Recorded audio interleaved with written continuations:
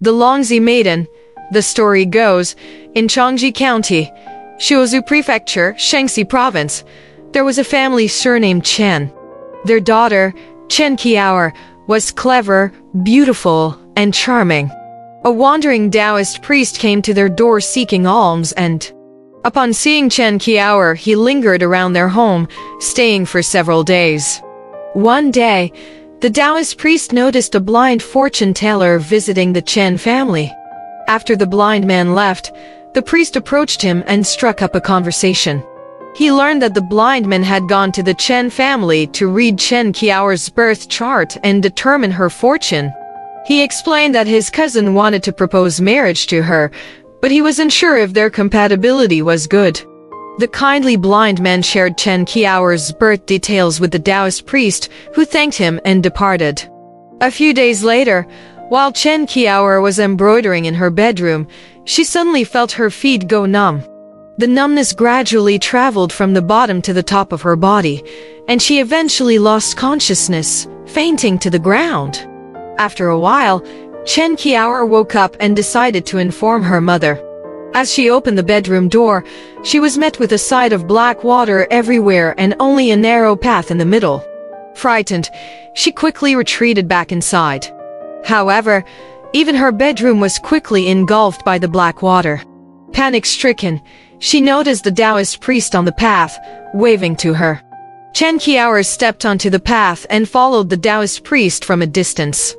After walking for a while, she suddenly saw a house ahead.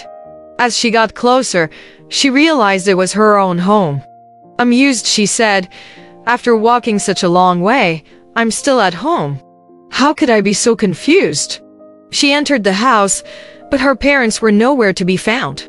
Entering her bedroom, she saw the half-finished embroidery still on the table. Feeling tired, Chen Qiaoer sat on the bed to rest.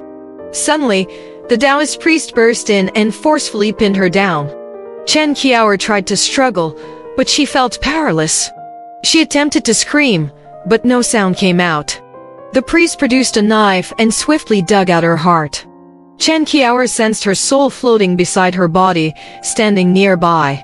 Looking around, she saw that the surroundings had transformed into a rocky landscape, as if she stood beneath a cliff. The Taoist priest retrieved a small wooden figurine, dripped her heart's blood onto it, and then recited an incantation while raising his fingers. Chen Qiaoer felt her soul lifting and merging with the wooden figurine. The Taoist priest spoke, "You must obey my orders from now on, and never disobey. Wear this wooden figurine around your waist." Meanwhile, back at Chen's home, they were frantic when their daughter went missing. They enlisted relatives, friends, and villagers to search for her. They eventually found a body near Niutu Ridge. Nearby villagers claimed to have discovered a female corpse with her heart missing. Chen's family rushed to the scene and, to their despair, confirmed it was Chen Qiaoer's body, prompting wailing cries. Chen's father reported the incident to the county magistrate. After conducting an investigation, the magistrate detained the villagers from the Niutu Ridge area and planned to interrogate them again. The Taoist priest traveled a considerable distance and rested under a willow tree. Curious about the case's progress, he took out the wooden figurine and spoke to Chen Qiaoer. "Your first task is to visit the county magistrate's office and observe the progress of the trial. Remember, hide in the ceiling of the main hall. If you see the magistrate take out the seal, quickly hide. It's essential not to forget. It's currently the Chen hour, and you must return before the C hour. If you're even a bit late, I'll use needles to pierce your heart, causing unbearable pain. 2 needles if 2 quarters late. If a third needle is used, your soul will scatter." Terrified, Chen Qiaoer floated away hurriedly. In the county magistrate's main hall, she lay on the ceiling, observing the many people below, including the villagers from Niutu Ridge, who were being interrogated for the second time. At that moment, a bailiff brought an urgent document, requiring the magistrate's seal to be applied promptly and sent to the prefectural government. The magistrate paused the interrogation and stamped his seal onto the document. Before Chen Qiaoer could react, the seal was already applied. a flash of light, and Chen Qiao screamed as if struck by lightning. Everyone in the hall heard her cries, but looking up, they saw nothing. Bewildered, the magistrate raised the seal toward the ceiling, and another scream resounded. He raised the seal a third time, and the scream fell to the floor, yet there was nothing there. The magistrate stood and said, "If you're a wronged spirit, you can tell me your grievances, and I will seek justice for you."